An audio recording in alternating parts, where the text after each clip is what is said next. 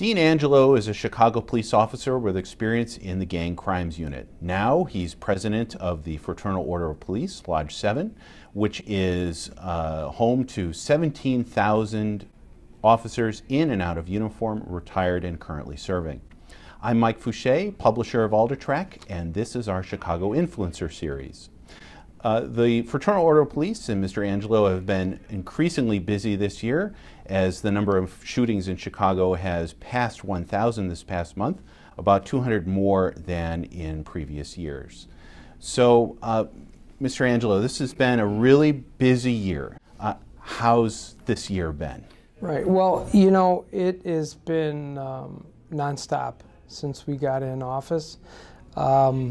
We came in midstream for a contract negotiation, so that was, you know, paramount consideration-wise for us to focus on finishing the contract as quickly as possible, getting the members the best opportunity to go forward with a new agreement. And then we turned right from that into the pension issues that are going on, and then the anti-police opinions that are out there. So it's been a very, very fast year in a couple, 3 months. Yeah. And so looking at previous superintendents versus who you have today, do your members feel like they're able to be more or less effective in their crime-fighting efforts? Well, I don't know that the present superintendent has a lot of impact on how an individual officer performs their duties. It is nice to work for someone that is police and has been a police officer. I'm sure there's a segment of our members that would like to have someone that's local, but this individual was at the Twin Towers when it came down. So he's, you know, he's been there. He comes with some credibility.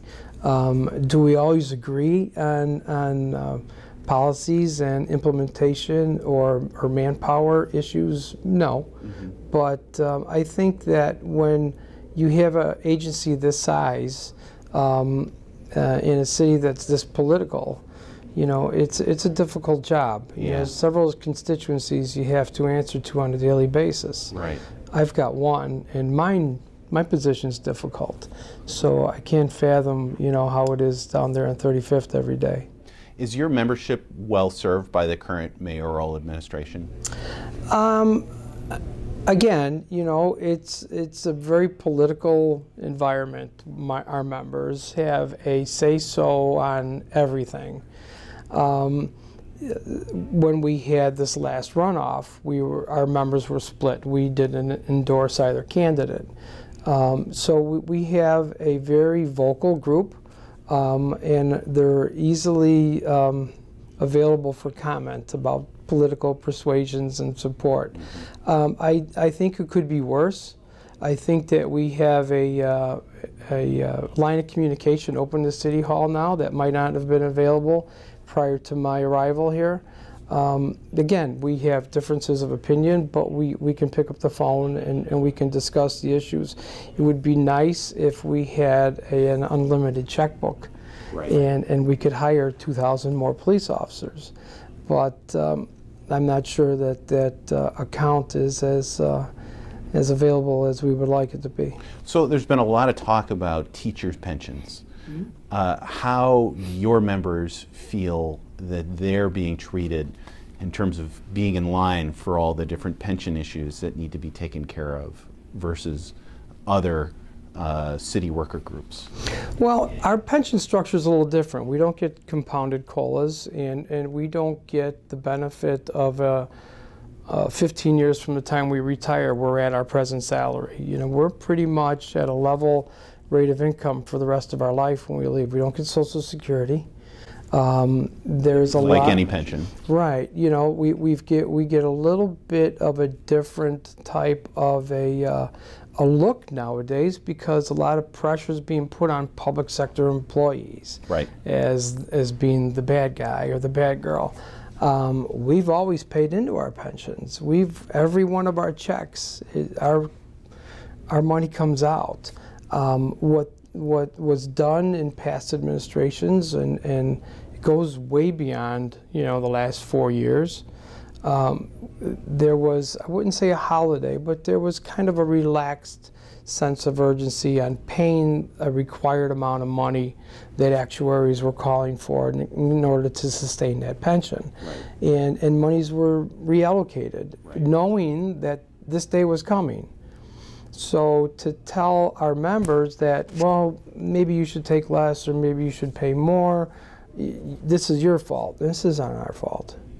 You know, we've paid what we were supposed to pay, and are we part of the solution? I think we can be, but if you talk to any actuarial, you know, expert out there, increased contribution and reducing benefits isn't even a significant bump on the radar. So, related, the police in Chicago have been getting huge amounts of overtime pay or been required to work lots of overtime. This past 4th of July weekend, you said that part of the problem is we don't have enough police officers on the force, and that's why we had to have so many officers working 12-hour shifts. Are you comfortable with the current situation with the huge amounts of overtime pay versus the number of officers? Is there some balance that should be struck or changed? Well, overtime is nice, and it's part of the job, because if you arrest someone, you have paperwork, you're staying late. If you arrest someone, you have court. That's on your off time. Detectives are increasingly away from their families more than people realize. This is a job that calls for your assignments to be completed by you. You can't hand them off. You can't put them in the bin and get them tomorrow morning when you come in for work. These are things that have to be done in a time frame. So overtime is part and parcel of this job. Everyone expects it. One of the problems that we're having is stretching the members thin, and the 12-hour shifts that occurred over the 4th of July weekend. That's a lot of time, especially if you had 4 days in a row, if there wasn't a day off, breaking up that 4-day cycle. Manpower is down. I want to say we used to be at 13.5. There was an elimination of about 1,500 positions. So that affects it. The minimization of specialized units that are available for service or for details. You know, by one phone call you could get 100 bodies over there. That's now being absorbed by district personnel. So do we need more policemen? Yes. Will that lower overtime right away? I don't think so. I think with the detectives, most of them, they might say they live at 26 in California.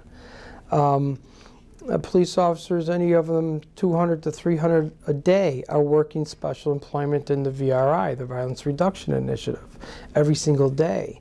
If that program remains, whether there's 13,000 officers or not, you're still going to have those guys getting overtime. The problem I see with our manpower issues is officers being denied time off. So when they want that extra day to be with the family, or they just want to, whether it's a communion, a bar mitzvah, a wedding, or even if it's just a sit in the back and barbecue, they're being denied because there aren't enough bodies to man the vehicles. That's becoming a problem. You know, we're trying to work out on about a 15% level of available manpower to be available to get elective time off, and it doesn't seem to be working the way we wrote it up. So, you know, we have to go back to the drawing board on that. But we do have a committee with Management, Labor, and Affairs that steadily, every quarter, we recognize that there's some sort of problems with that, and we're trying to adjust as we go along. We've got to get these officers to get some off time. Why do you think shootings are up this year by almost 200 since this time last year? Well, you mentioned I worked in gang crimes. When I was in gang crimes, there were only over 900 murders for a couple of years in a row. And I'm not saying that it's much better now. You know, one murder is too many, but I think the availability of weapons, in consideration of human life, you know, it's much easier to settle a dispute at the pull of a trigger than it is to when we were kids, or you know, not that long ago, people would do it face to face. There's no more face to face confrontation. It's always at the end of a weapon, and they're available. They're everywhere.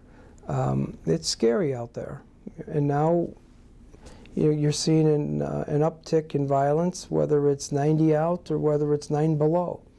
It really doesn't matter. There's certain elements of our society that have an inability to conduct themselves like you or I might. You know, when they get upset, you know, they want to get even.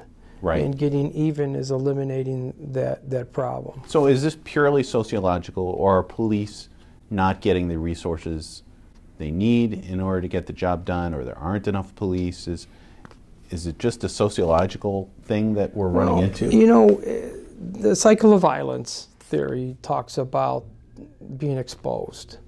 And it doesn't scare kids that grow up in an environment of violence, whether it's domestic violence or social violence. Kids, young little kids, and it's a shame, will tell you what caliber round that was they just heard. You know, oh, that's got to be a .45, and this kid barely reads. So how do you get that accustomed to gunfire that you can differentiate the caliber of the round? That's a sad situation for us, you know, socially.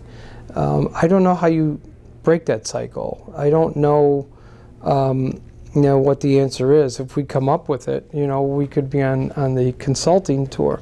But it's scary in some neighborhoods, you know, and you wonder about the future of these kids. You know, what chance do they have when they see or they bury friends and they're in 4th grade? And it happens over and over and over again. They get numb. So, you know, their response becomes at some point in time to either engage in that, or if they're lucky enough to have some sort of structure or opportunity, they can break that cycle and become productive and get out. And that's the goal, I think, for a lot of these kids, is to try to do something and get out. But in the meantime, they got to keep their head down, even if they're academically sound and they're committed to school and work and family and church. They still are at risk just by the location.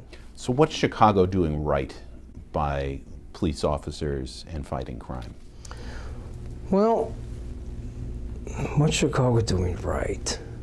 I think Chicago is looking for opportunities, and I think they're looking for answers, and that's a step in the right direction. To deny it exists is counterproductive. So any initiative, any communication, any type of support, I think is required.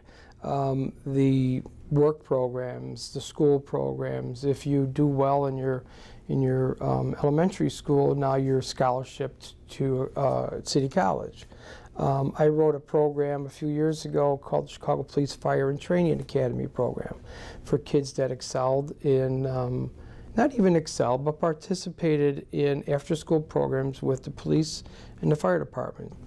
That type of work-related, that you get some skills that you can apply, whether it's at the plumbers next door or the carpenters or the electricians associations. You know, that type of hands-on trade program, I think, is important, because when they finish, they can get a job. They do internships, they do apprenticeships, and they learn the skills, and I think that's important.